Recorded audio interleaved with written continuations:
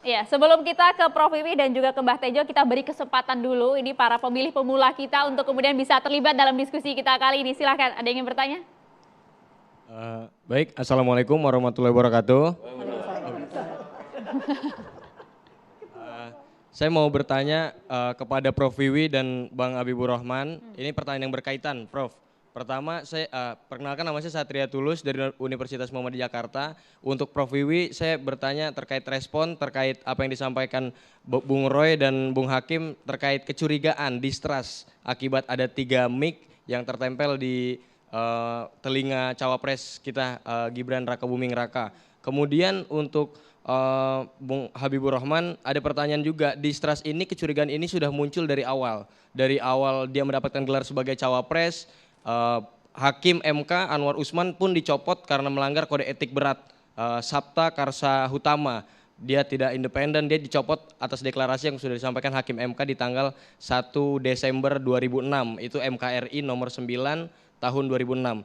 Saya mau bertanya ke Bang Habibur Rahman, kita yang awalnya ingin ke arah sana tapi mulai muncul keraguan untuk ke Pak Prabowo Subianto, bagaimana cara meyakinkan kita selaku Gen Z yang sering disebut-sebut all in Prabowo kayak gitu Bang. Terima kasih. Oke, baiklah. Kita ke Prof. Kita ke Prof. Siti Zuro dulu, silakan Prof, dijawab Prof. Oke, makasih ini bagus sekali pertanyaannya. Mengapa muncul kecurigaan? Jadi judul yang kita bahas tentang Gibran dianggap mengungguli, kenapa tetap dibully? Mengungguli tapi tidak dipuji gitu ya. Tapi malah dibully gitu. Ini pastinya tidak mendadak seperti itu. Jadi tidak ada hal yang spontan atau mendadak, ujuk-ujuk gitu ya. Pasti ada rentetan. Jadi rentetan itu yang menjadi memori gitu ya, publik gitu ya, secara luas.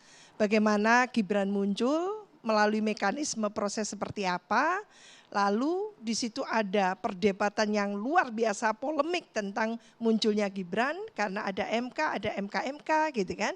Dan itu semua sudah dibahas, sebetulnya itu yang menjadikan katakan gitu ya, lalu sorotan itu waktu debat cawapres itu akhirnya ke Gibran gitu ya.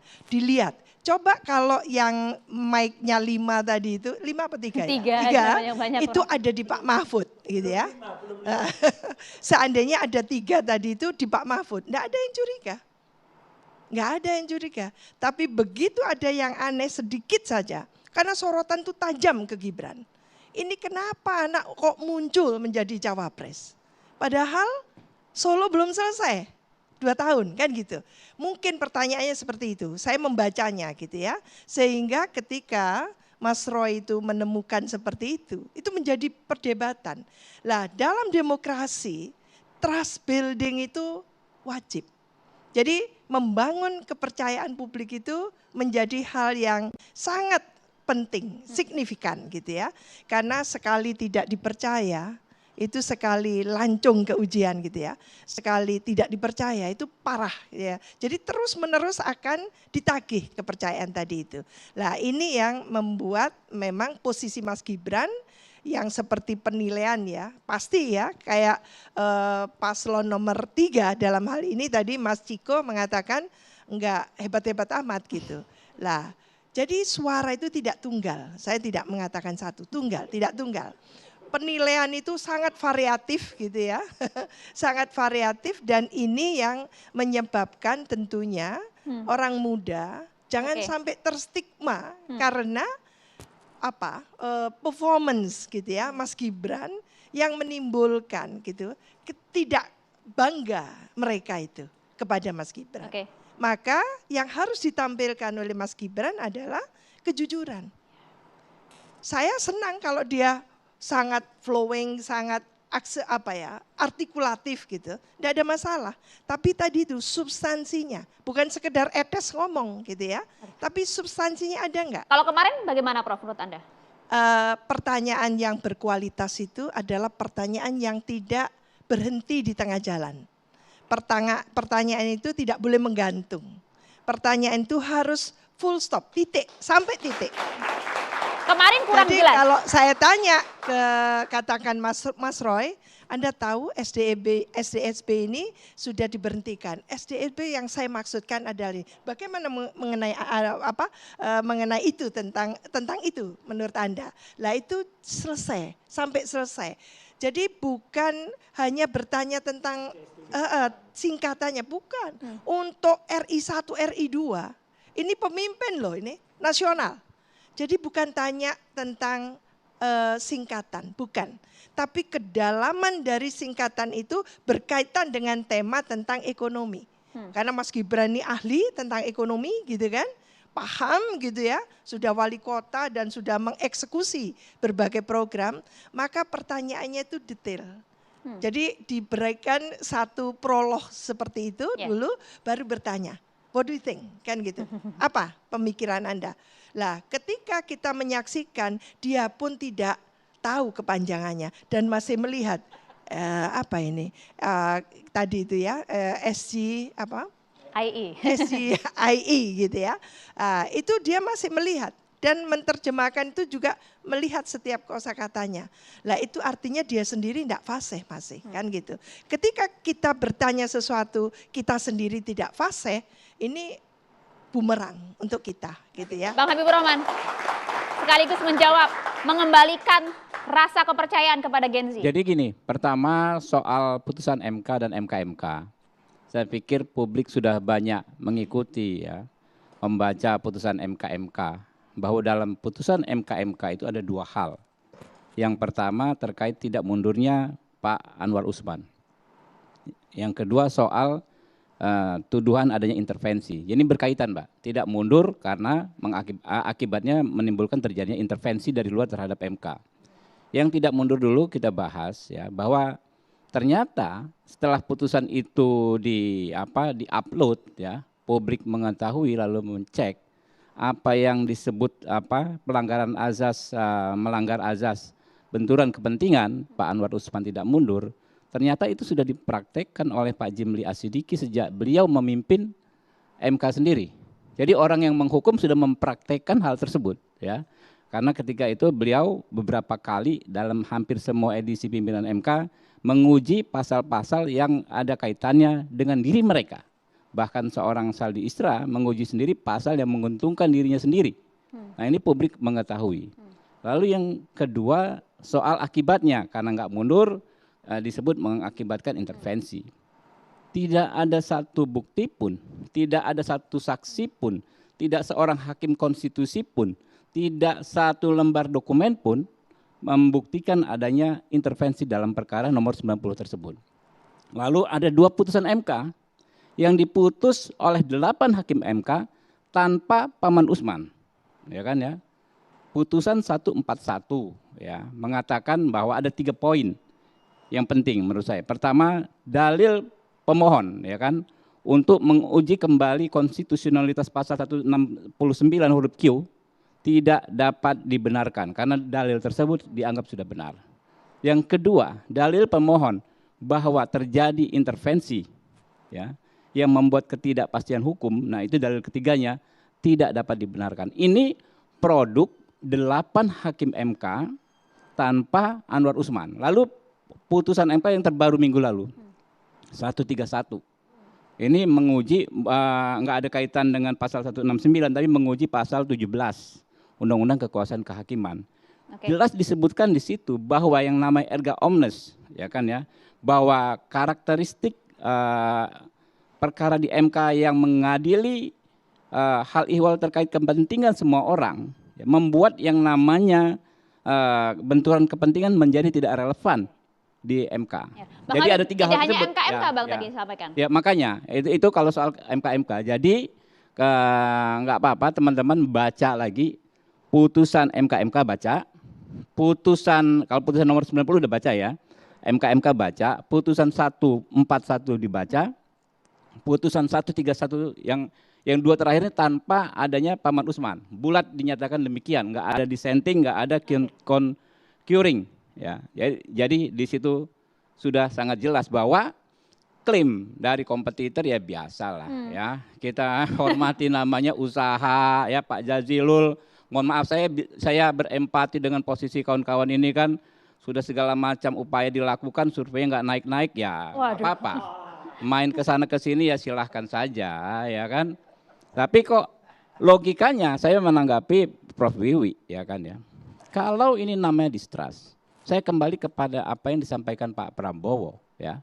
Ya silahkan dong, ya kan. Publik menilai. Kalau publik menganggap ini masalah, ya kan ya silahkan. Kurang fair apa kami, gitu kan? Kami sudah fair, sudah buka dada kami. Kami punya pembelaan, saya bikin sangat runtut, sangat detail tadi, tapi kembali kami serahkan kepada publik, mau menilai seperti apa. Ya de facto alhamdulillah, survei elektabilitasnya Pak Prabowo setelah putusan MK justru meningkat hampir 14%. Ini kan analisa versus analisa. Saya sangat respect dengan Prof. Wiwi sebagai seorang ilmuwan. Kalau Prof. Wiwi, nggak ada tedeng aling-aling. Kalau Pak Jazilul senyum aja saya curiga. Waduh. Ya kan? Pak Ciko gitu juga kan ya. Tapi nggak ada masalah. Kita ini kan mitra ya. Mitra dalam apa namanya berpolitik. Sparring partner itu mitra tanding, bukan lawan tanding ya. Jadi nggak ada masalah. Jadi silahkan saja, termasuk Pak Roy. Saya respect dengan beliau. Beliau ini orang nggak berpolitik, saya tahu betul. Sekarang nggak berpolitik, menyampaikan clue-clue, ya kan. Sehingga, ya, kalau kami nanti dalam beberapa pekan ini bisa tembus 50%, ya, dan bisa apa namanya, amin. Tenang Bang, Amin tenang dong. Bang. Ini Tenang Bang. Mas Jazilul dari mana? Dari paslon mana? Tenang Ini Bang. kali ya. Dari paslon mana? Amin ya? Kenapa? Enggak, saya ngomong, kalau survei kami 50%, Mas Jazilul dari mana? Maksudnya? Dia dari paslon mana? Amin, nomor 1. Ya Robbal Alamin. Ya.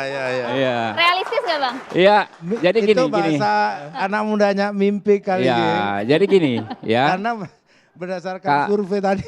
Oke, Udah bisa sampai di belum? sana Bang. Sampai di sana Ya, Bang. ya enggak kan? Jadi gini, ya kan kami kembali, kami kurang Kita bagi durasinya, gentleman Bang. apa? Ya kan argumentasi kami sampaikan. Dan setahu saya argumentasi saya soal putusan-putusan MK dan 2 putusan MK itu nggak pernah di-challenge oleh siapapun, termasuk oleh Pak Saldi Isra, termasuk oleh Pak Jimli. Saya nggak Kami pernah sudah tangkap. dapat challenge-nya ya. Oke, baik. Ya. Terjawab Dan paling kami tidak serahkan tadi ke ya masyarakat, dan pertanyaannya. ketika setelah putusan-putusan tersebut elektabilitas Pak Prabowo itu meningkatnya sampai belasan persen, mau 15 sampai 16% dari sebelumnya. Ya itu kan berkah buat kami. Oke. Ya kan ya, tinggal kami upaya dikit ya kan Tapi bisa masih ada 50%. waktu untuk menurunkan. Amin. Baiklah, kalau gitu saya langsung mau geser dulu mau ke Mbah Tejo.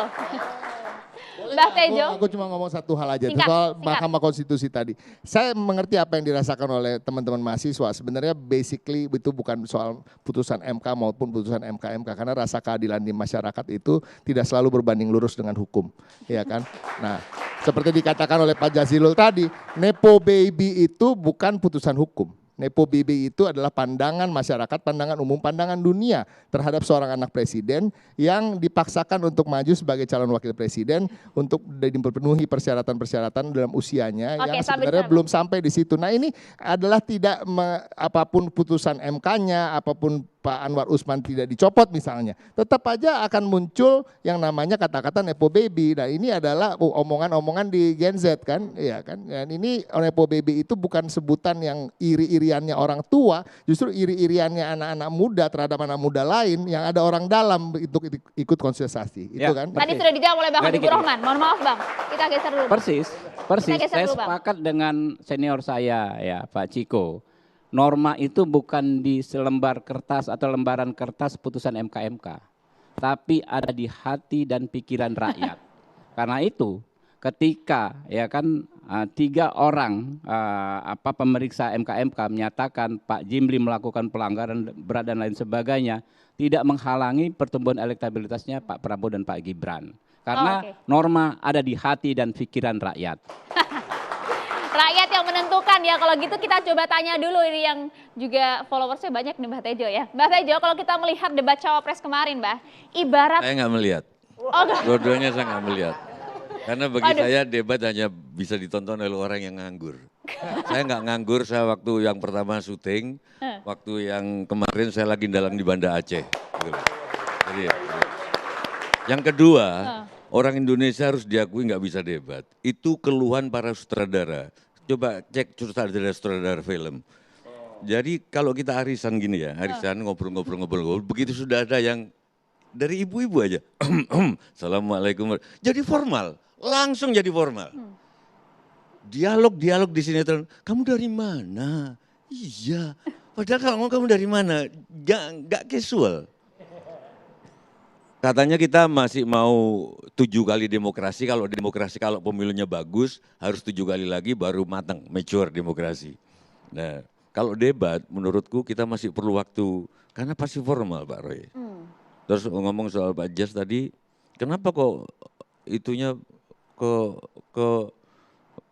yang enggak ya kayak penting lah yang soal teknis gitu loh. Kok enggak masalah apa yang dikatakan Gus Muhaimin, apa yang dikatakan Pak Mahfud, apa yang dikatakan Gibran, kok enggak. Loh, namanya demokrasi itu tergantung benarnya orang banyak. Orang banyak itu pasti enggak lebih pintar dari orang yang sedikit. Orang banyak itu pasti goblok gitu loh. Sorry itu C gitu loh. Rapot C itu lebih banyak dari rapot A di mana-mana, kecuali di masyarakat Yahudi, itu pun di suku tertentu, laporan. Sehingga yang menarik pasti sensasinya. Pak, banyak artis yang berprestasi, dapat penghargaan ini itu, undang wartawan aja yang datang 1 atau 2 syukur Mas. Tapi begitu artis ini cerai, nggak usah diundang Mbak. Tiap pagi wartawan di depan itu gitu loh. Jadi sensasinya yang penting. Jadi tapi apapun lah, mau Gibran itu dibilang, kalau betul loh ya, saya nggak ngerti, saya nggak tertarik lah politik. Kalau betul dibilang curang, Pak Mahfud dibilang nggak curang atau apa Mas Muhaimin, apapun intinya, saya nggak setuju sama Pak Jas bahwa demokrasi sudah bagus di Indonesia, menurut saya. Karena siapapun ngemis suara rakyat sekarang. Itu artinya demokrasi. Mau Pak Prabowo ngemis, mau Pak Ganjar juga ngemis, mau Pak Anies juga ngemis. Bahwa nanti pakai strategi entah curang, entah apa ya ayo. Bagus-bagusan strategi, curang-curangan. Gitu. Yang penting kan intinya ngemis rakyat gitu loh. Yang penting kan ngemis loh. Nari-nari ini kan dalam rangka ngemis. Terus Pak Ganjar misalkan begini, itu juga dalam rangka ngemis. Mas Anies begini santun dalam rangka ngemis.